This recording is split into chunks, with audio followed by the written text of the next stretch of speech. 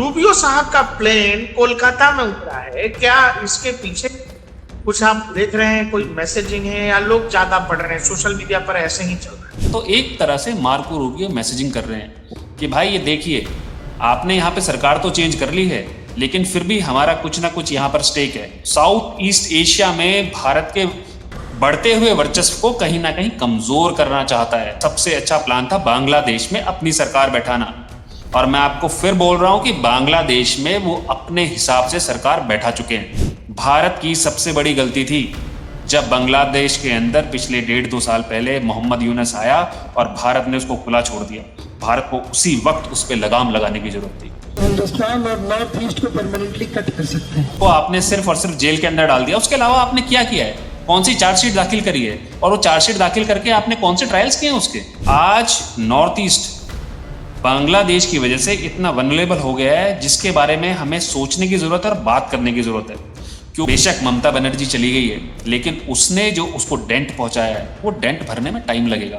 कि लोग कह रहे हैं कि बंगाल का चुनाव केवल चुनाव के तौर पर नहीं देखा जाना चाहिए। ऐसा क्या उनका आपस में खिचड़ी पकी हुई थी कि जब भी बीएसएफ ने ममता बनर्जी गवर्नमेंट से जगह मांगी फेंसिंग के लिए, उसने मना कर दिया?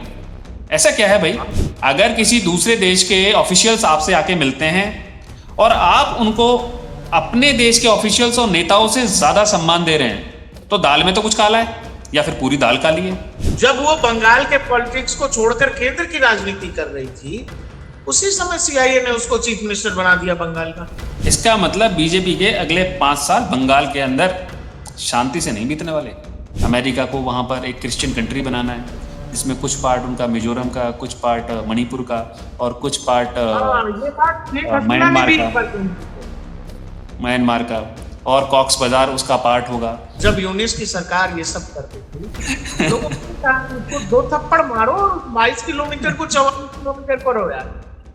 एक चीज बताइए, अगर भारत आज कुछ करेगा तो भारत को रोकने वाला कौन है? अभी जब चाइना अमेरिका को औकात दिखा सकता है, तो भारत बांग्लादेश को औकात नहीं दिखा सकता क्या? नमस्कार, आप देख रहे हैं डीएनपी इंडिया। मैं हूं प्रकाश ललित और आज हमारे साथ है लेफ्टिनेंट कर्नल विकास गुर्जर सर। सर बहुत बहुत शुक्रिया हमारे साथ जुड़ने के लिए। विकास सर, सबसे पहले तो ये बताइए कि अभी अभी बंगाल में सरकार बदली है और मतलब बहुत सारी कॉन्स्पिरेसी थ्योरीज आती हैं कि कैसे अमेरिका और सीआईए कई बार जो दिखने में आता है, जैसे हमने दुनिया में देखा कि वेनेजुएला का मादुरो कैसे उठा लिया गया, ईरान में भी देख रहे हैं, और कई बार खेल दिखता नहीं है, पर्दे के पीछे होता है।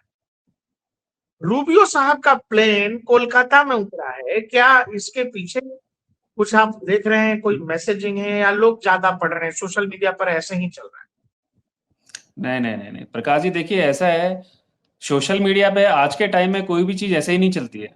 नंबर 1। नंबर 2, अगर किसी देश में किसी भी देश का सेक्रेटरी आता है और मार्को रूबियो जैसा बंदा आता है, तो कुछ ना कुछ मैसेजिंग तो है। और वो मैसेजिंग क्या है वो सोचने की और देखने की जरूरत है। बंगाल भारत का बॉर्डर राज्य है, और वो भी ऐसा बॉर्डर राज्य है जो कि बांग्लादेश से लगता हुआ है। बांग्लादेश में पिछले 1.5-2 साल से अमेरिका ने बहुत ज्यादा उठापटक करवाई है। मैं बड़ा कोट अनकोट बोल रहा हूं, बांग्लादेश में अमेरिका ने पिछले 1.5-2 साल के अंदर बहुत ज्यादा उठापटक कराई है। और उसी उठापटक को अगर देखें तो हमें पीछे जाना पड़ेगा 2008 से 2012 के टाइम में। उस वक्त क्या था? उस वक्त बंगाल के अंदर लेफ्ट की सरकार थी, और जब लेफ्ट की सरकार थी तो उस वक्त अमेरिका को कोई ऐसा बंगाल के अंदर चाहिए था जो उसकी बातों पे चल सके, जो उसके कहने पे चल सके।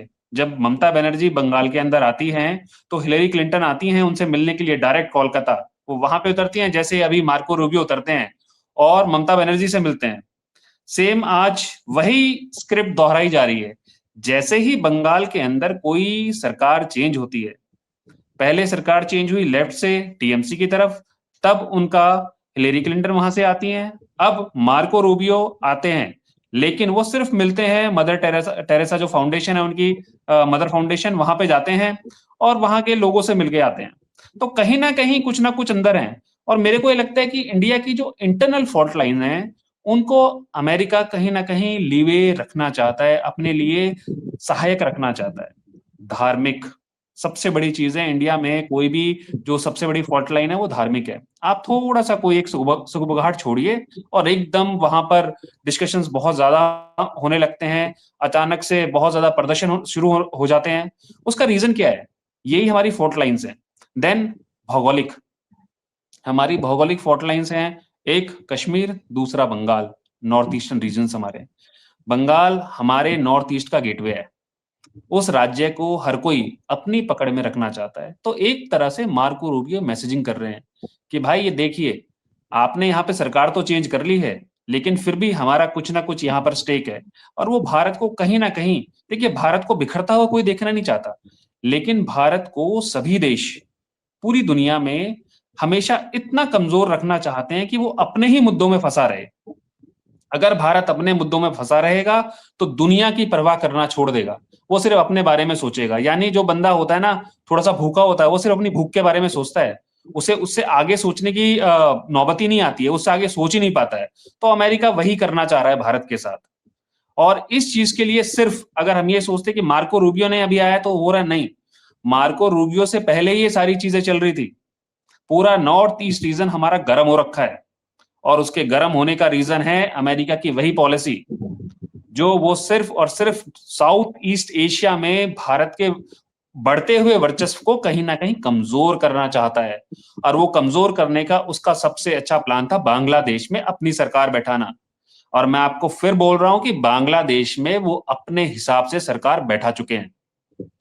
इस वक्त तारिक रहमान जो भी कर रहे हैं, अगर कोई ये सोचता है कि वो अपने दिमाग से कर रहे हैं तो वो इंसान बेवकूफ है, या उसको जियोपॉलिटिक्स की समझ नहीं है। तारिक रहमान सिर्फ और सिर्फ लिखा हुआ पढ़ रहे हैं, सिर्फ। और ऐसा इंसान भारत के लिए बहुत ज्यादा खतरनाक है। भारत की सबसे बड़ी गलती थी जब बांग्लादेश के अंदर पिछले 1.5-2 साल पहले मोहम्मद यूनुस आया और भारत ने उसको खुला छोड़ दिया। भारत को उसी वक्त उस पर लगाम लगाने की जरूरत थी। और ये चीजें जियोपॉलिटिक्स में 10 से 15 साल बहुत कम समय होता है, ये हमें 10 से 15 साल बाद पता चलेगा, जब बांग्लादेश के अंदर पाकिस्तान की नो एंट्री थी और जैसे ही वहां पर सरकारें चेंज होती हैं, तख्ता पलट होता है, तो पाकिस्तान की एंट्री बिल्कुल बाहें पसार के की जाती है। तो इसका मतलब क्या है? भारत को आपको अनईजी करके रखना है। भारत की जो फॉल्ट लाइंस हैं, इंटरनल फॉल्ट लाइंस हैं, उनके ऊपर दबाव बना के रखना है।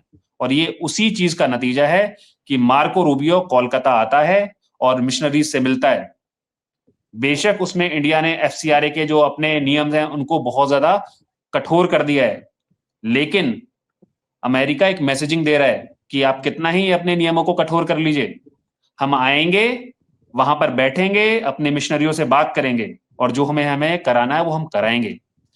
इसके लिए भारत को सख्त होने की जरूरत है कि कैसे कोई भी दूसरे देश का सरकारी मुलाजिम हमारे यहां पर आके हमारे यहाँ पे मिशनरियों से मिलता है और अपने ही हिसाब से उनको चलाने की कोशिश कर रहा है, उसके ऊपर भी कानून बनाने की जरूरत है। ये लोग आएंगे और भारत को कहीं ना कहीं अनस्टेबल करने की कोशिश करते रहेंगे।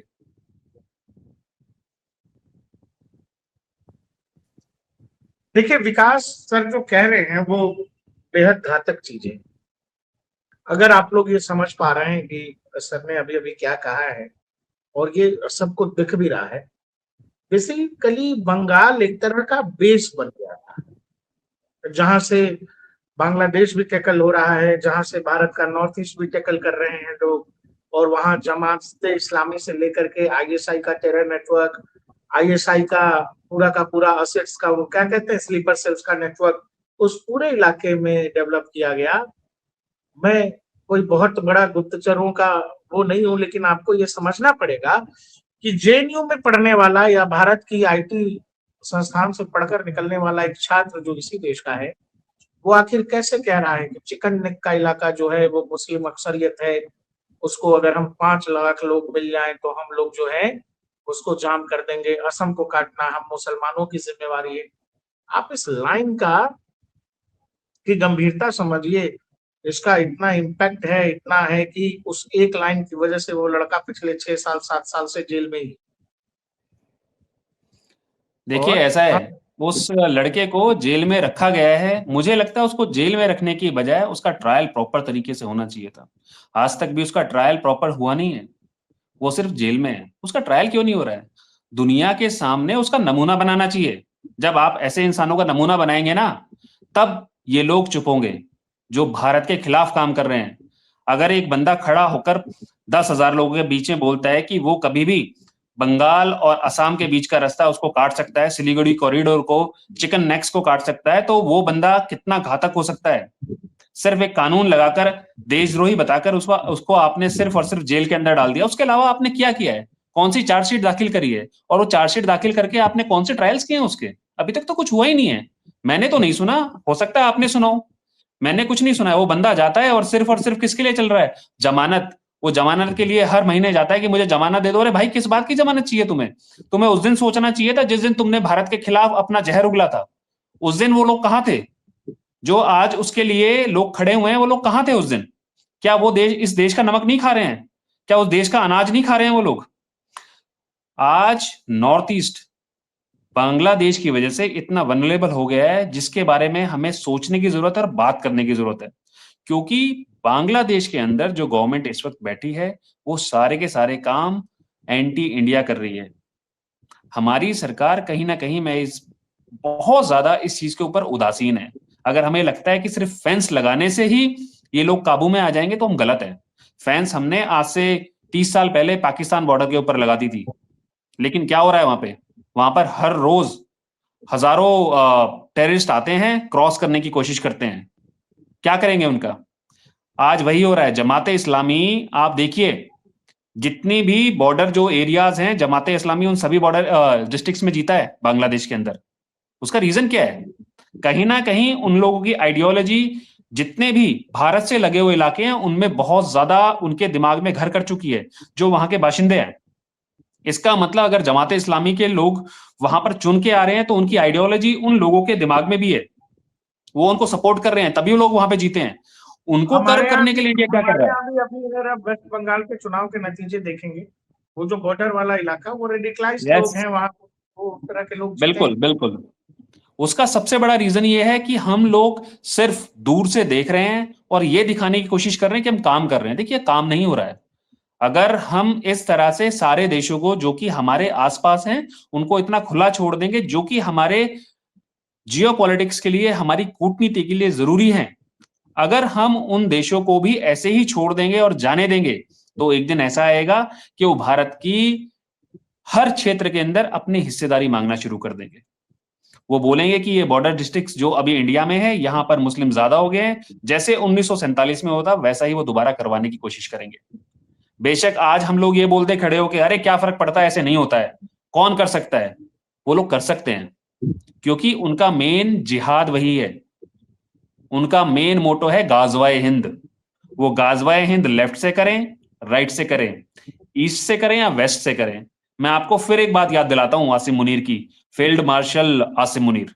वो क्या बोलता है खड़ा होके? इस बार जो हुआ है वो वेस्ट में हुआ है, इंशाअल्लाह अगली बार जो होगा हम वेस्ट में दिखाएंगे इंडिया को कि क्या होता है। वो अपने मकसद के ऊपर आज भी कायम है। उनका मकसद आज भी चल रहा है। उन्हें पूरे बांग्लादेश के अंदर अपने पर फैला लिए हैं। बांग्लादेश की इंटरनल जो उनकी राजनीति है, उसके अंदर घर करना शुरू कर दिया है।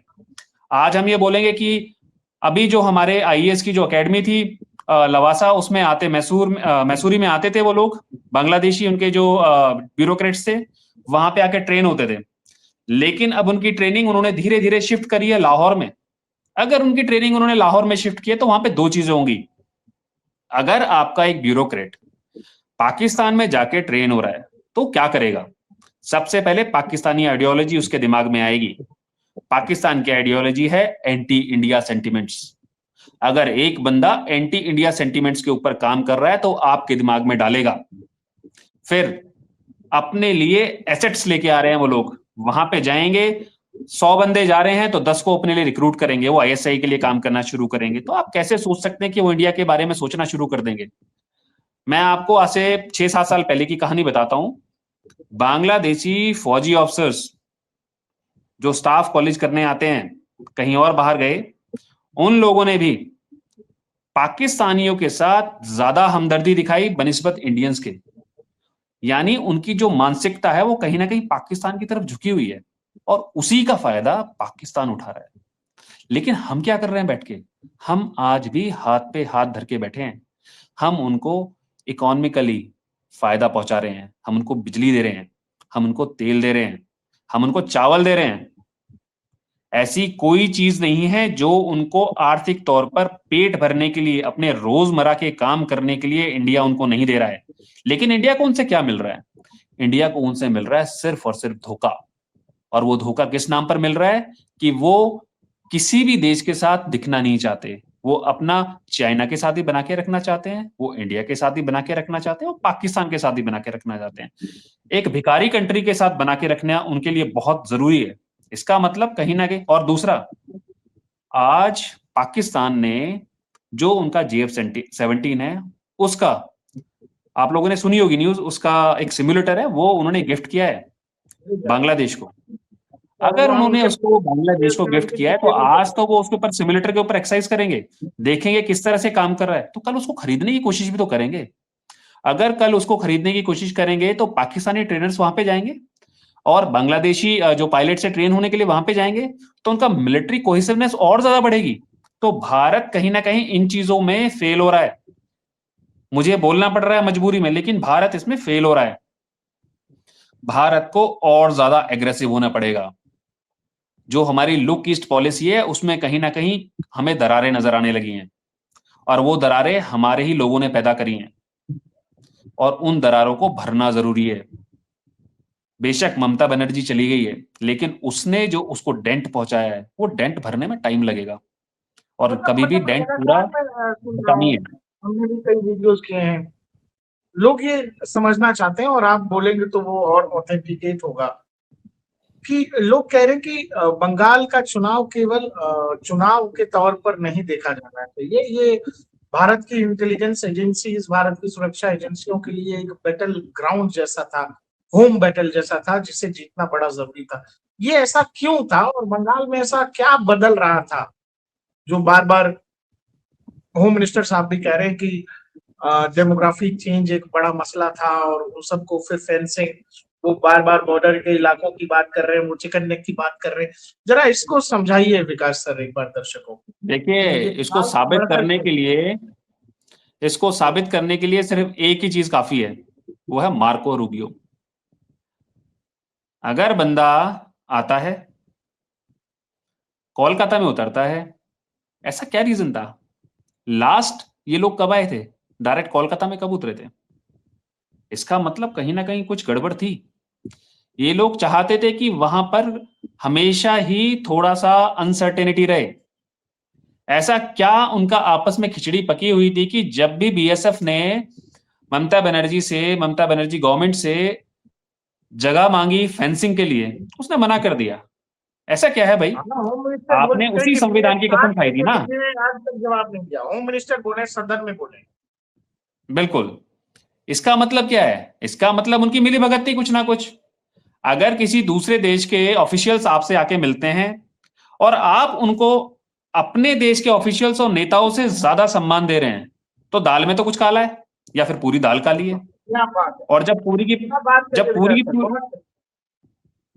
पूरी दाल काली थी, तो उसको लोगों ने हटा के फेंक दिया। अब दोबारा से जो बाहर से ऑफिशियल्स आए हैं, अब वो अपना ग्राउंड तलाश रहे हैं और एक मैसेजिंग करने की कोशिश कर रहे हैं कि बेशक आपने अपनी मन मुताबिक सरकार बैठा ली है, लेकिन यहां पर जो हमारे लोग हैं वो आज भी वही हैं। आप कितना ही FCRA के कानून को और ज्यादा मजबूत कर दीजिए और ज्यादा कठोर कर दीजिए, लेकिन हम झुकेंगे नहीं, हम आपके साथ खड़े हैं। वो उन लोगों को मानसिक तौर पर मजबूत करने के लिए आए हैं और ये दिखाने के लिए आए हैं कि हम आपके साथ खड़े हैं। तो हमारी सबकी घंटी वहीं पे बज जानी चाहिए दिमाग में कि भाई कुछ तो गड़बड़ चल रही है, और ये गड़बड़ बांग्लादेश से शुरू हुई है, और भारत के उस पूरे नॉर्थ ईस्ट रीजन को ये लोग कहीं ना कहीं आग के अंदर रखना चाहते हैं, उबाल के रखना चाहते हैं। उसी चीज के लिए हमारी सरकार को और ज्यादा सख्त होने की जरूरत है। अगर बांग्लादेश भारत के खिलाफ काम कर रहा है या फिर बंगाल की गवर्नमेंट भारत के खिलाफ काम कर रही थी, तो आपने उसके लिए क्या जांच के आदेश दिए? क्या कोई जांच हुई है क्या? अभी तक कोई जांच का आदेश नहीं हुआ भाई। अगर मार्को रूबियो, आप बताइए, बीइंग अ डिफेंस पर्सन, कि जो चीज हम जैसे साधारण आदमी को समझ आ रही है, हम लोग डिफेंस के लोग नहीं हैं, हम लोग तो रिपोर्ट पढ़ते हैं, अखबार देखते हैं, आदमी का बॉडी लैंग्वेज, आदमी का तौर तरीका, आदमी का भाषण, इन सब चीजों को देख करके जो समझ आ रहा है। अभी 2 हफ्ते पहले मेरे को किसी ने भेजा कि यार ये CIA का विकीलीक्स है, उस समय का 2009-10 का है, देखिए इसमें ममता बनर्जी की का नाम है, जिस समय CIA बकायदा कह रही है कि भाई हमको वामपंथी पार्टी जो उस समय सरकार में थी उनको छोड़कर हमको इस लेडी को कल्टीवेट करना चाहिए जिसका नाम ममता बनर्जी है। ये कभी यूनाइटेड स्टेट्स आई नहीं है, लेकिन she could be chief minister of Bengal next वो फ्यूचर, आने वाले समय में ये चीफ मिनिस्टर हो सकती है बंगाल की। और इसको हमको ये देखना चाहिए, इसका एंटी अमेरिका कोई सेंटिमेंट भी नहीं है, ये कोई रेटोरिक भी नहीं देती है, ये है वो लिखा हुआ। उस विकीलीक्स में भारत की एक नेत्री जो बाद में भारत के एक राज्य की चीफ मिनिस्टर बन जाती है, जब वो बंगाल के पॉलिटिक्स को छोड़कर केंद्र की राजनीति कर रही थी, उसी समय CIA ने उसको चीफ मिनिस्टर बना दिया बंगाल का। तो आप समझ रही हैं। अब आप एक चीज समझिए, इसका मतलब बीजेपी के अगले 5 साल बंगाल के अंदर शांति से नहीं बीतने वाले। हर रोज कोई ना कोई उनके खिलाफ खड़ा होगा, जो उनके फैसले अमेरिकी हितों के लिए या अमेरिकी सुप्रीमेसी के लिए कहीं ना कहीं नुकसान पहुंचा रहे होंगे, उनके खिलाफ भी कहीं ना कहीं लोग खड़े होंगे। उनके जो मिशनरीज हैं, उनके द्वारा जो खड़ी की गई NGOs हैं, वो सारी की सारी उन्हीं बोलते ना उसी ताने बाने के साथ आगे बढ़ेंगी, जो उनका अपनी मानसिकता है, जो उनको फायदे पहुंचाएगी, सिर्फ उसी चीज के लिए वो लोग आगे बढ़ेंगे। इसका मतलब अमेरिका बड़े क्लियर तौर पर भारत को अनस्टेबल करने की कोशिश कर रहा है, और भारत की सरकार मतलब क्या भारत सरकार की तरफ से भी मैसेज दे दिया गया, क्योंकि रूबियो जब कोलकाता में उतरे तो कोई सीनियर ऑफिशियल नहीं था उनको रिसीव करने के लिए वहां पर। नहीं, वो बिल्कुल होना भी यही चाहिए। भारत सरकार ने तो मैसेजिंग कर दी है कि भाई तुम अपना कोई भी बंदा वहां पे भेजोगे तो आप ये नहीं कोशिश कर सकते या ये नहीं सोच सकते हो कि भारत का कोई डिग्निटरी वहां पे आएगा और आपको वहां पे आके रिसीव करेगा। अगर आपके दिमाग में कहीं ना कहीं भारत के खिलाफ कुछ कटुता भरी हुई है या कालिक भरी हुई है, तो उस कालिक को साफ करने के लिए आपको खुद करना पड़ेगा। आप अगर ये सोचे कि भारत का कोई बड़ा नेता आपको आके रिसीव करेगा और आपको रेड कारपेट ट्रीटमेंट दिया जाएगा, तो आप ये गलत सोच रहे हैं। रेड कारपेट ट्रीटमेंट आपको तब मिलेगा जब आप भारत के हितों की बात करेंगे। लेकिन अगर कहीं आपकी मानसिकता भारत के हितों के खिलाफ है, तो आपको रेड कारपेट ट्रीटमेंट नहीं मिलेगा, आपको सूखा ट्रीटमेंट मिलेगा। आप आइए और जाइए, अपना काम करिए और निकलिए। और ये एक बड़ी, मैं एक चीज ये इसमें बोलना चाहूंगा कि इसमें जो हमारी गवर्नमेंट है उसने बहुत सही किया है, और उसमें एक चीज और करनी चाहिए थी, उन्हें उसके बाद एक प्रेस कॉन्फ्रेंस करनी चाहिए थी और पूरे देश में लोगों को बताना चाहिए था कि मार्को रूबियो आकर कौन कौन सी NGOs के जो चेयरपर्सन थे उनसे मिले हैं, किन किन लोगों से वहां पर मिलके गए हैं, और उन NGO से बोलना चाहिए था कि आपने क्या क्या बातचीत करी है, आपको किस चीज में फंडिंग मिलेगी, आपको डिस्क्लोज करना चाहिए। अगर आप भारत के लिए काम कर रहे हैं, अगर वो लोग भारत के लिए काम करेंगे तो डिस्क्लोज करेंगे, लेकिन कहीं ना कहीं अगर वो भारत के लिए काम नहीं कर रहे हैं तो वो कुछ नहीं बोलेंगे। इसलिए हमें उनसे बोलना चाहिए था सरकार की तरफ से कि भाई आप बताइए, और सरकार को बताना चाहिए कि मार्को रूबियो किन किन लोगों से आके मिले हैं, ये बताना जरूरी है। तब जनता को पता चलेगा कि इनके असली चेहरे क्या हैं। बड़ी इंटरेस्टिंग बात है कि रूबियो कल आए और वो जाके मिशनरीज से मिले वहां मदर टेरेसा हाउस में, जो भी जिन लोगों से मिले, उससे ठीक एक दिन पहले शुक्रवार को उसी मिशनरी हाउस की 2 सिस्टर्स जो हैं, 2 नर्स जो हैं, जा करके भूतपूर्व चीफ मिनिस्टर ममता बनर्जी से भी मिलती। हाँ, ये वो ममता बनर्जी से मिलती हैं और वो मैं बताता हूँ क्या बोलेंगी। वो एक ही चीज बोलेंगी, अरे कोई बात नहीं, आप हार गए तो क्या हुआ, मार्को रूबियो जी आ रहे हैं आपसे मिलने के लिए, उनका ये संदेश है आपके लिए, आपसे फोन पे बात नहीं कर सकते वो, लेकिन उन्होंने संदेश दे दिया है कि आप बिल्कुल मजबूत रहिए, आप अगली बार के लिए फिर से लड़िए, हम आपके साथ हैं, हम हर तरह से आपके साथ खड़े हैं। आप हर छोटी से छोटी चीज के ऊपर पिन पॉइंट करना शुरू कीजिए, आप देखिएगा कुछ दिनों में सारी चीजें शुरू हो जाएंगी। ऐसा नहीं है, ये लोग सिर्फ और सिर्फ अपने फायदे के लिए सोच रहे हैं, और उनका फायदा है भारत को कहीं ना कहीं पीछे धकेल के रखना। एक तरह से ये लोग उसमें कामयाब होने की कोशिश भी कर रहे हैं। ये चूहे बिल्ली के खेल जैसा है कि जैसे जैसे बंगाल का चुनाव नजदीक आ रहा था, आपको याद होगा, उसी के कुछ दिनों पहले, हमको लगता है 5 महीने हुए होंगे या इससे कम का वक्त है, जब नॉर्थ ईस्ट से एक अमेरिकी, जिसको बोला गया कि मिशनरी है, वो क्या कहते हैं, भाड़े के पर लड़ने वाले लोग, मिशनरी। वो हाँ, एक व्यक्ति वो, और इसके अलावा 6 यूक्रेनियंस वहां से गिरफ्तार हुए। बाद में एजेंसीज ने लगा कि इतनी खातिरदारी की है कि वो चल भी नहीं पा रहा था, उसको उठाया, और उस पर अमेरिका कुछ बोला भी नहीं, जबकि दुनिया की मीडिया हाउसेस ने लिखा एक यूएस सिटीजन और 4 या 5 यूक्रेनियंस जो ड्रोन वॉरफेयर में माहिर हैं, ये रेबल ग्रुप जो म्यांमार का है उनको ड्रोन वॉरफेयर की शिक्षा दे रहे थे, मतलब शिक्षित कर रहे थे। भारत देखिए के ऐसा है, भारत के नॉर्थ ईस्ट में जंगल बहुत ज्यादा है और ये लोग म्यांमार में जा नहीं सकते क्योंकि वहां पकड़े गए, वहां तो जान जाने का पूरा खतरा है। वहां कुछ नहीं होगा, भारत में तो फिर भी अपने हाथ पैर तोड़े और उनको फिर से वापस भेज दिया। ये लोग भारत में जो करने की कोशिश कर रहे हैं ना, ये जो आतंकी कैंप्स हैं, ये वो खड़ा करने की कोशिश कर रहे हैं। भारत की जो नॉर्थ ईस्ट की आग है उसको दोबारा से सुलगा के, और ज्यादा सुलगा के रखना चाहते हैं। हमारे होम मिनिस्टर ने बोला था कि भाई हम जितना भी हमारे जो नक्सलवादी हैं उनको धीरे धीरे हम खत्म कर रहे हैं, नक्सलवाद भारत से खत्म हो रहा है, और वो खत्म भी हुआ है बहुत जगहों पर। लेकिन जो हमारी इंसर्जेंसी नॉर्थ ईस्ट में, हमारे 7 राज्यों में, मणिपुर की तरफ है, उस आग को कोई भी शांत नहीं होने देना चाह रहा। क्योंकि अगर वो आग शांत हो जाएगी तो जो विदेशी वो हैं, मिशनरीज हैं, या फिर कुछ कंट्रीज हैं, जिसमें मैं बड़ा फिर बोलना चाहूंगा, अमेरिका को वहां पर एक क्रिश्चियन कंट्री बनाना है, जिसमें कुछ पार्ट उनका मिजोरम का, कुछ पार्ट मणिपुर का, और कुछ पार्ट ये बात शेख हसीना ने म्यांमार भी का, एक बार कही थी। म्यांमार का, और कॉक्स बाजार उसका पार्ट होगा। वो एक तरह से शेख क्रिश्चियन हसीना कंट्री ने बनाना कही है चाहते ये हैं। बात बहुत पहले, बिल्कुल कि देखिए बिल्कुल। कि ये एक तो उस क्रिश्चियन वो बनाना चाहते हैं, इनका आइडिया है कि यहाँ से वो चीन पर नजर रखना चाहते हैं। देखिए उन्होंने इजराइल रखा हुआ है ना, उन्होंने इजराइल मिडिल ईस्ट में रखा हुआ है, लेकिन यहां पर कोई क्रिश्चियन कंट्री नहीं है जो बिल्कुल हर किसी को कंट्रोल में रखें। जिस दिन यहां पर क्रिश्चियन कंट्री बन जाएगी, वो अमेरिका के ही उस पे काम करेगी, इशारों पे काम करेगी। और अमेरिका के इशारे पे अगर कोई बोलेगा कि आपको म्यांमार में अटैक करना है तो म्यांमार में अटैक होगा, चाइना के ऊपर कुछ दागना है तो वहां होगा। जहां अमेरिकी हितों को कोई नुकसान पहुंचाने की कोशिश करेगा, वहां पर वो कंट्री काम करेगी। लेकिन उस इरादे को हमें मजबूती से रोकने की जरूरत है, क्योंकि इसमें कहीं ना कहीं भारत की इंटीग्रिटी शामिल है। भारत की इंटीग्रिटी के ऊपर सवाल उठता है।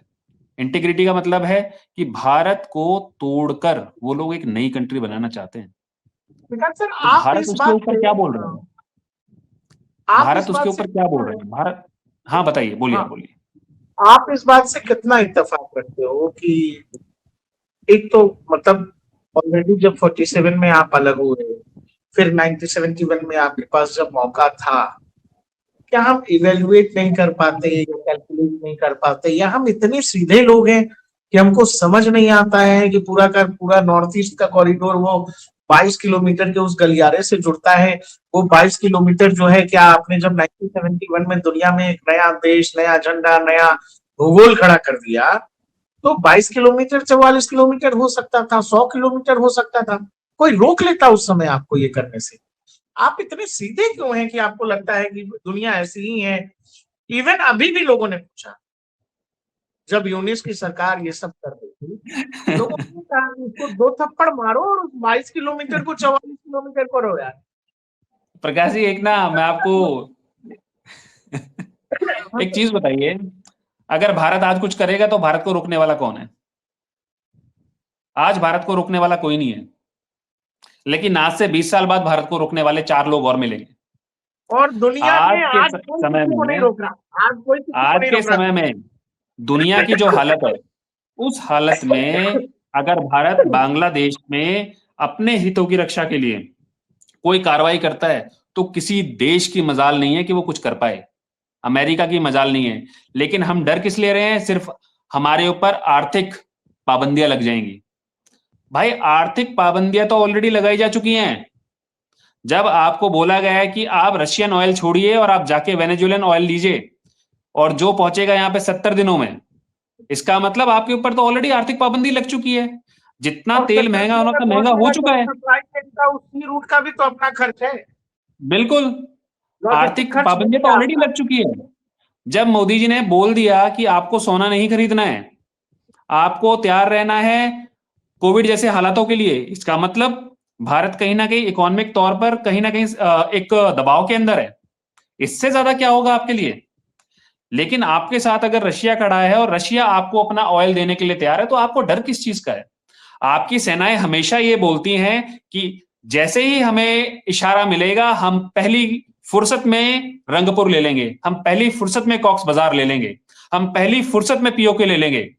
लेकिन जब मौका किसका है, पॉलिटिकल विल की बात आती है, यहां पर पॉलिटिकल विल है।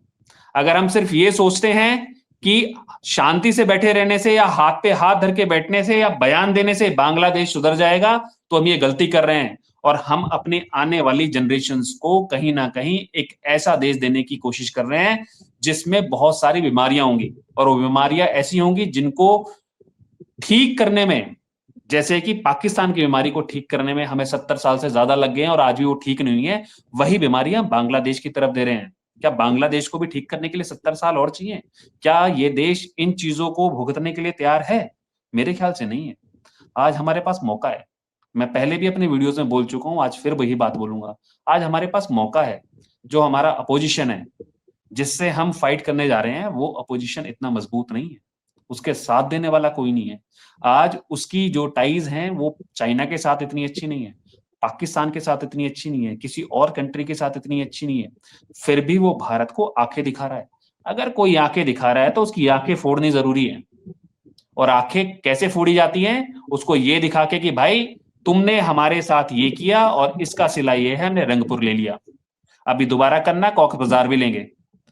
तुम्हारी औकात सिर्फ यही है कि तुम भारत के साथ रहो, लेकिन अगर वो भारत के साथ नहीं रहता है, जब एक देश 3 तरफ से भारत से घिरा हुआ है और फिर भी वो भारत को आंखें दिखा रहा है, तो इसका मतलब हमारी देश की कूटनीति में, हमारी विदेश नीति में कहीं ना कहीं कमियां हैं और वो हमें एक्सेप्ट करनी पड़ेंगी। हम हमेशा हर चीज को अच्छा नहीं बोल सकते, अगर कहीं कमियां हैं तो उनके बारे में भी सोचने की जरूरत है और उनको ठीक करने की जरूरत है, लेकिन वो हम नहीं कर रहे हैं।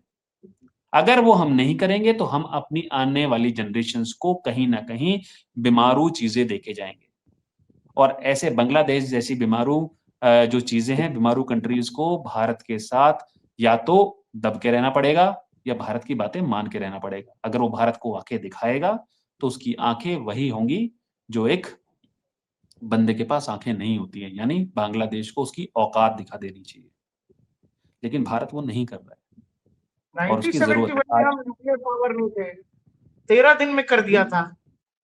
न्यूक्लियर पावर होना ना होना अलग चीज है, सबसे बड़ी चीज होती है आपकी पॉलिटिकल विल की, क्योंकि आपकी सेनाएं और उनके पराक्रम में कोई कमी नहीं है। वो आप उनको बोलेंगे कि आपको ये देश हम और मतलब ये आपके कंट्री, आपके लिहाज से हम इतने मोडेस्ट क्यों होते हैं सर? इतनी मोडेस्टी की क्या जरूरत है? हम क्या ये इंतजार कर हमारे रहे हैं अंदर, कि ताइवान में घुसेगा तो हम बांग्लादेश या पीओके में घुसेंगे?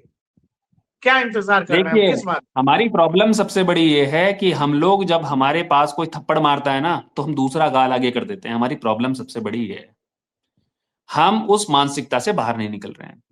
जिस दिन हम इस मानसिकता से बाहर निकल जाएंगे, उस दिन हमारे देश के बारे में और हमारे ऊपर कोई आंख उठाने के बारे में सोचेगा नहीं। लेकिन आज जो छोटी छोटी कंट्रियां हैं वो भारत को आंख दिखा रही है, और उसका सबसे बड़ा रीजन ये है कि हम लोग कहीं ना कहीं अपनी पॉलिटिकल विल पावर और अपनी विदेश नीति को कहीं ना कहीं कमजोर कर रहे हैं। सिर्फ विदेश नीति ये नहीं होती है कि हमने बहुत सारे डील्स सिक्योर कर लिए हैं, क्योंकि डील्स अगर हमने सिक्योर किए हैं तो उन डील्स को कभी भी कोई भी कंट्री कैंसिल कर सकती है, क्योंकि इसकी अपनी टर्म और कंडीशंस होती हैं। आप कोई भी डील करने जाएंगे टर्म और कंडीशन के साथ करेंगे, आप सिर्फ सफेद पेपर के ऊपर साइन नहीं करते हैं, आप कंडीशंस के साथ वो साइन करते हैं। तो आपको अपनी विदेश नीति को इतना मजबूत करना पड़ेगा और अपनी कंडीशंस को इतना मजबूत करना पड़ेगा कि दूसरा बंदा आपकी कंडीशंस माने, आपको उनकी कंडीशंस ना माननी पड़े। अभी आप राफेल का देख लीजिए, हमें सोर्स कोड नहीं मिल रहा है उसका, हमने राफेल लिया था, सोर्स कोड नहीं मिल रहा है, क्या करेंगे उसका? अगर हमें यही करना है तो अपने आप डेवलप करनी पड़ेंगी ना चीजें। लेकिन जो आपको अभी इस वक्त सबसे बड़ी थ्रेट है, उसको कौन रोकेगा? आपकी सेनाएं तैयार हैं, बिल्कुल तैयार हैं, उनका पराक्रम पे आपको कभी कोई शक नहीं होगा, लेकिन आपको उनको आदेश तो देना पड़ेगा ना, बोलना पड़ेगा जाओ भाई ये करो। हमें रंगपुर चाहिए, हमें कॉक्स बाजार चाहिए। देखिए, मैं ऐसे ही हवा में बातें नहीं कर रहा हूं। इसका रीजन है कि अगर हम बांग्लादेश को ऐसे ही छोड़ देंगे तो बांग्लादेश धीरे धीरे हमारे लिए नासूर बन जाएगा। जो नासूर पाकिस्तान बना है वही बनेगा। पाकिस्तान भारत में वेस्ट में सिर्फ एक तरफ से लॉन्च पैड्स देता है टेररिस्ट को, और बांग्लादेश भारत में 3 तरफ से लॉन्च पैड्स देगा। कब तक संभाल पाओगे उनको? सिर्फ कश्मीर रीजन में ही पाकिस्तान ने इतने लॉन्च पैड्स बनाए हैं, उनको रोकना मुश्किल हो पाता है। हमारी सेनाएं लगी हुई हैं। क्या आप 15 लाख की फौज और खड़ा करोगे उन लॉन्च पैड्स को रोकने के लिए? क्योंकि वो तो पूरा का पूरा हमारा जो एरिया ऑलरेडी डिस्टर्ब किया हुआ है, वहां पे अमेरिकन मिशनरीज आते हैं और वो अपना प्रोपेगेंडा फैलाते हैं। हमारे वहां पे ऑलरेडी अनस्टेबिलिटी है, और वो अनस्टेबिलिटी भी बाहर के लोगों की फैलाई हुई है। उसको हम काउंटर नहीं कर पा रहे हैं। जब वहां पर और भी ज्यादा इन्फिल्ट्रेटर्स आएंगे तो उनको कैसे रोकोगे आप? एक कंट्री जो भारत के खिलाफ ऑलरेडी आंख दिखाना शुरू कर चुकी है, क्या आप ये सोच सकते हो कि सिर्फ फेंसिंग करने से रुक जाएगा वो? फेंसिंग करने से नहीं रुकेगा वो। आप बॉर्डर को मैनेज करोगे, बिल्कुल करोगे। आप उस पे बीओपीज बना रहे हो, बॉर्डर आउटपोस्ट बना रहे हो, आप हर 500 मीटर पे बीओपीज बना दो, लेकिन कुछ ना कुछ इलाके तो बचेंगे ना। जब आप ये देखिए, पंजाब वाले एरिया में इंटरनेशनल बॉर्डर के ऊपर, बॉर्डर के नीचे, फेंसिंग के नीचे से उन्होंने टनल्स बनाई और लोगों को भेजा, और इतना ज्यादा उन्होंने जो कोकेन है वो उसको वहां से निकाला है, मादक पदार्थ निकाले हैं। और आज के टाइम में ऐसे ऐसे ड्रोन्स आ गए हैं कि एक इंसान को उठा के दूसरी तरफ भेज सकते हैं। कैसे, क्या करोगे आप? कैसे रोकोगे उनको? आपके पास सबसे बड़ा तरीका है कि जब सांप अपना फन उठा रहा है तो उसको तभी कुचल देना चाहिए। अगर सांप के फन को आपने तभी नहीं कुचला तो कहीं ना कहीं वो अपना जहर उगलेगा, और जब वो जहर उगलेगा तो आपके ऊपर ही नासूर बनेगा और आपके ऊपर ही असर करेगा वो। भारत उस चीज को नहीं सोच रहा है अभी। ये हमारे जो पॉलिटिकल थिंक टैंक है उनको सोचना चाहिए उस चीज के बारे में। सिर्फ 2 दिन की राजनीति के बारे में नहीं, हमें आगे के 20 साल के बारे में सोचना है कि भारत के खिलाफ ये देश क्या कर सकता है। सिर्फ 2 दिन के लिए हम अगर सोचना शुरू कर देंगे तो ये भारत, जो आज भारत है, वो भारत नहीं रहेगा, वो कुछ अलग भारत होगा। तो हमें भारत को मजबूत करने की जरूरत है, अपनी राजनीति को मजबूत करने की जरूरत नहीं है। राजनीति अपने आप मजबूत हो जाएगी। ऐसा हमारे देश में सभी लोग अपने देश के बारे में सोच रहे हैं, लेकिन क्या हम बांग्लादेश को एक और पाकिस्तान बनते हुए देखना चाहते हैं? मैं तो नहीं देखना चाहता, और आप भी नहीं देखना चाहते। क्या ये उन लोगों के कानों में पहुंच रही है जहां तक पहुंचनी चाहिए, कि वो बांग्लादेश को एक और पाकिस्तान बनते हुए देख रहे हैं? और पाकिस्तान बन रहा है, ऐसा नहीं कि नहीं बन रहा है, क्योंकि पाकिस्तान वहां पर बहुत अच्छी तरह से इन्फिल्ट्रेट कर रहा है। उनकी सरकारी मशीनरी के अंदर इन्फिल्ट्रेट कर रहा है। ढाका के अंदर उसने अपने ऑफिस बनाए हैं। उन्होंने रंगपुर के अंदर जो चाइना है, चाइना ने वहां पर उनकी जो अपना एयर स्ट्रिप है वहां पर उसने अपनी सर्विसेज दी हैं। उसके अलावा तीस्ता जो बैराज है, जो नया वो बन रहा है, जो अपना तीस्ता नदी है वहां पर जो बांध बन रहा है, उस बांध के ऊपर उन्होंने चाइना को देना वो कर दिया है, उसको करार कर दिया कि ठीक है चाइना बनाएगा उसको। तो इसका मतलब अगर चाइना वहां पर एक डैम बिल्ड कर रहा है तो वो कहीं ना कहीं भारत के खिलाफ काम होगा ना। जब उसके इंजीनियर्स वहां बैठे होंगे, भारत के नजदीक, भारत की सीमा से 80-90 किलोमीटर दूर, अगर एक दूसरी कंट्री जो कि इंडिया के बारे में एडवर्स सोचती है, इंडिया के बारे में अच्छा नहीं सोचती है, ऐसे लोगों को आप वहां पे आके बैठाएंगे तो वो क्या करेंगे भारत के लिए? वो कुछ अच्छा नहीं सोचेंगे। अगर वो भारत के बारे में अच्छा सोचते तो भारत के हितों के बारे में सोचते और शायद वहां पे नहीं आते। इंडिया सोचता है कि नहीं, हमें वहां पर नहीं जाना है। भारत ने वही गलतियां की थी जो आप अभी थोड़ी देर पहले बोल रहे थे ना, हम इतने मॉडेस्ट क्यों हैं। वो हमारी मानसिकता है, वो हमारे अंदर घर कर चुकी है, और उस घर को, उस मानसिकता को हमें कहीं ना कहीं ब्रेक करना पड़ेगा। जब तक हम मुझे लगता है कि नहीं करेंगे गुलामी तब तक आगे नहीं बढ़ पाएंगे, तब तक ये चीजें आगे वो नहीं गुलामी जो है ना खून में है। वो गुलामी खून में क्यों है? वो हम लोगों ने खुद कर बना रखी है। क्योंकि अगर देखिए, पॉलिटिकल विलनेस अलग चीज है और हमारी अपनी मानसिकता अलग चीज है। अगर हमें लगता है बीइंग ए नॉर्मल सिटीजन कि ये चीज हमारे देश के लिए अच्छी नहीं है, तो हम लोग आवाज क्यों नहीं उठा रहे हैं? हमें एकजुट होकर आवाज उठाने की जरूरत है उसके लिए। हमारी सरकारें काम कर रही है, मैं नहीं बोलता हूँ कि पहले वाली सरकारों से ये सरकार बहुत अच्छा काम कर रही है, लेकिन कहीं ना कहीं कमी तो होगी ना, उस कमी को कोई तो बताने वाला चाहिए। मुझे लगता है कि इस पे और ज्यादा काम करने की जरूरत है और बांग्लादेश को उसकी औकात बताने की जरूरत है कि भाई तुम हमारे बराबर में नहीं बैठे हो। जो अभी चाइना ने किया था ट्रंप के साथ, खुद बैठा था ऊंची चेयर पे और उसको बैठाया नीची चेयर पे। हाँ, उसको दिखा दी ना उसकी औकात। आप अरे भाई, सोच ही जब नहीं चाइना सकते, हमारे यहाँ अमेरिका ऐसा को नहीं कर औकात अभी जब चाइना अमेरिका को औकात दिखा सकता है, तो भारत बांग्लादेश को औकात नहीं दिखा सकता क्या? अगर हमारी मानसिकता पता है क्या है प्रकाश जी, हम सिर्फ ये मानते हैं कि अरे बांग्लादेश ही तो है, देख लेंगे क्या फर्क पड़ रहा है, ये तो जब करेंगे तब कर लेंगे। ऐसे बनाते बनाते ना हम उसको इतना बड़ा बना देंगे कि तब उसको कंट्रोल करना मुश्किल हो जाएगा। आज हम उसको कंट्रोल कर सकते हैं, लेकिन हम कंट्रोल नहीं कर रहे हैं। क्यों? अरे बांग्लादेश ही तो है, देख लेंगे यार क्या फर्क पड़ रहा है। हम इतने बड़े हैं, कोई ये बोलेगा कि यार छोटे से देश के ऊपर कर दिया। अरे इतनी दुनिया में जब तक तुम छोटे देश को उसकी औकात नहीं बताओगे, तो बाकी देशों को, जो बड़े देश तुम्हारे खिलाफ काम कर रहे हैं, उनकी बोलते हैं ना, उनके मंसूबे थोड़े से ठंडे पड़ जाएंगे जब उनको पता चलेगा कि उन्होंने इनके साथ ये कर दिया है। सबको पता है कि अगर हम बांग्लादेश के खिलाफ कुछ करेंगे तो अमेरिका थोड़ा सा उबल के आएगा, लेकिन कर कुछ नहीं पाएगा। हमारे साथ कोई रहे या ना रहे, हमें अपने लिए खुद खड़ा होना है, क्योंकि भारत ऐसा देश है, जब तक वो अपने लिए खुद खड़ा नहीं होगा, कोई भी उसके साथ नहीं आएगा। आज तक जितनी भी लड़ाइयां इंडिया ने लड़ी है, अकेले लड़ी है।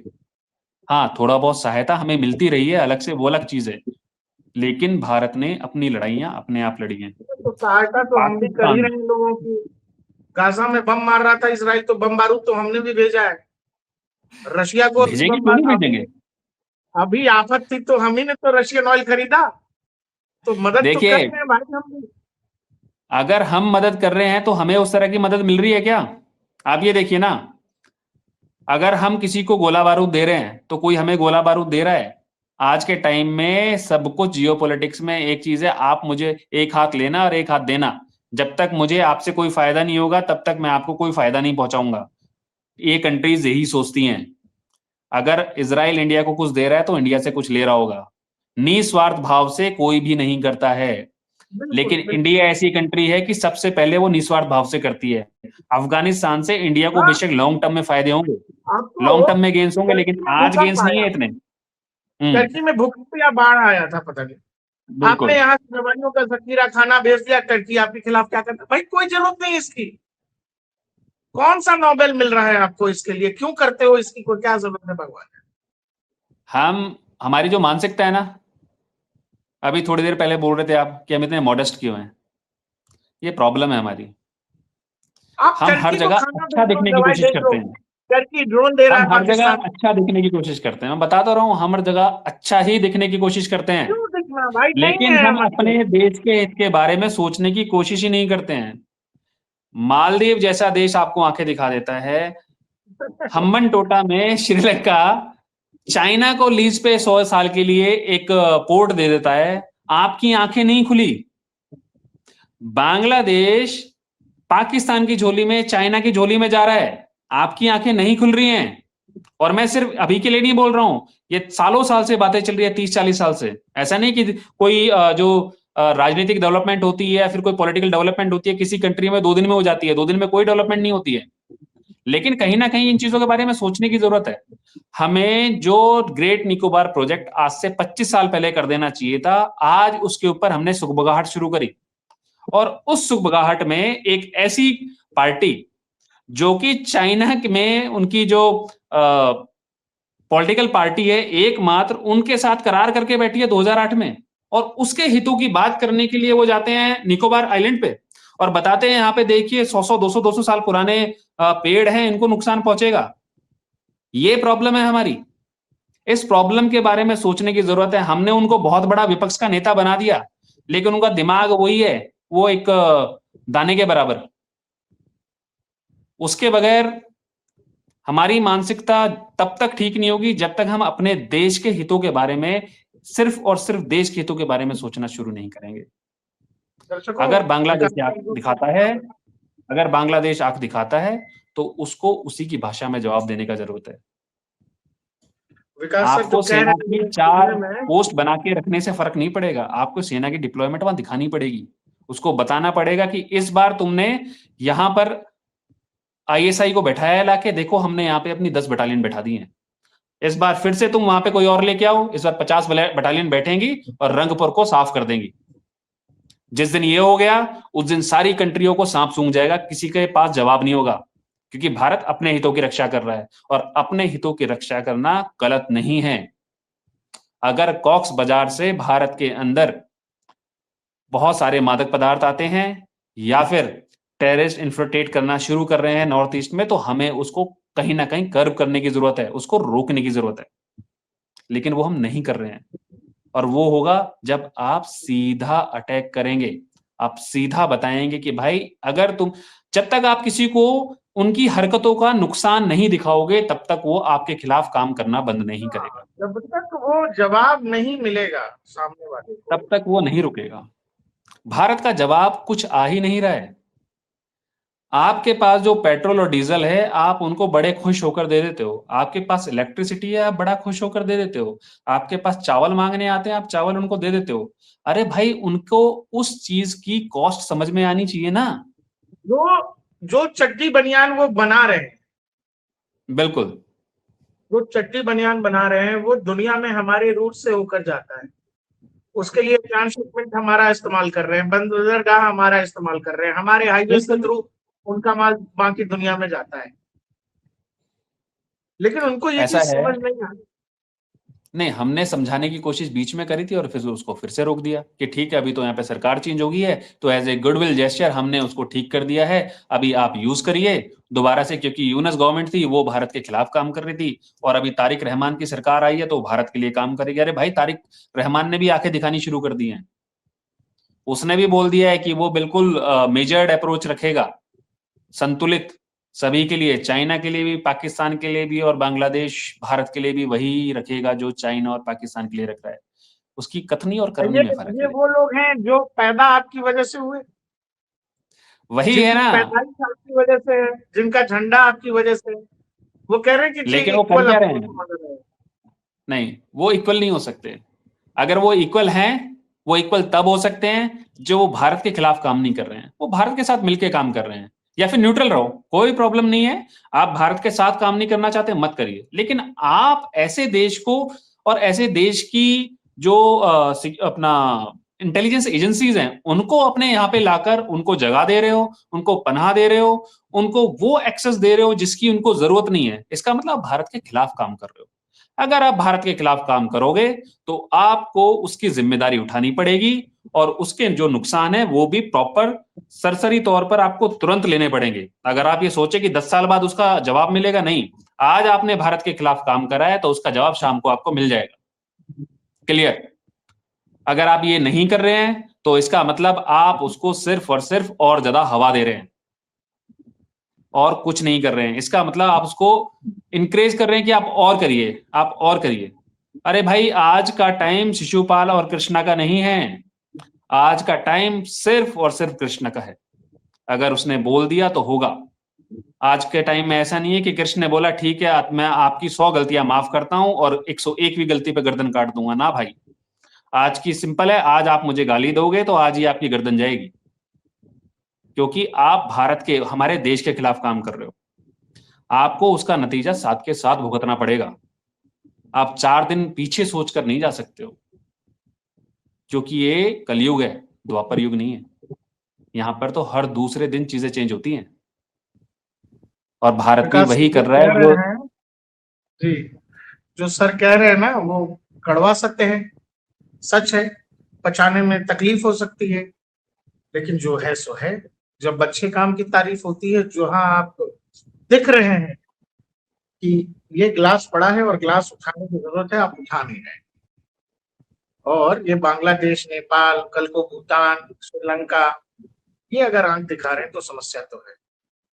कई बार क्या है कि सामने वाले को आप ये जो कह रहे हैं छोटा है, बच्चा है, छोटा है, बच्चा है, कह के छोड़ देना नहीं, कई बार बच्चे को 2-4 थप्पड़ लगा देना ठीक रहता है। तो बच्चा जब दाएं बाएं कर रहा है आपका, जो आप ही की पैदाइश है, उसको 2-4 थप्पड़ मारने में कोई हर्ज नहीं है।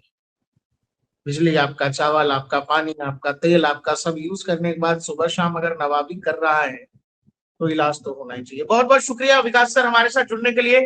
और आज आपने मुझे लगता है कि जो कड़वी दवाई दी है लोगों को, पता नहीं लोग इसको कैसे लेंगे नहीं लेंगे, लेकिन जो है सो है। भारत का खाने वाले भारत के खिलाफ अगर काम कर रहे हैं तो उनको डोज कड़वी भी देने की जरूरत है। मैं सिर्फ यही बोलूंगा आज। बहुत बहुत शुक्रिया सर। जय हिंद। जय हिंद, जय भारत।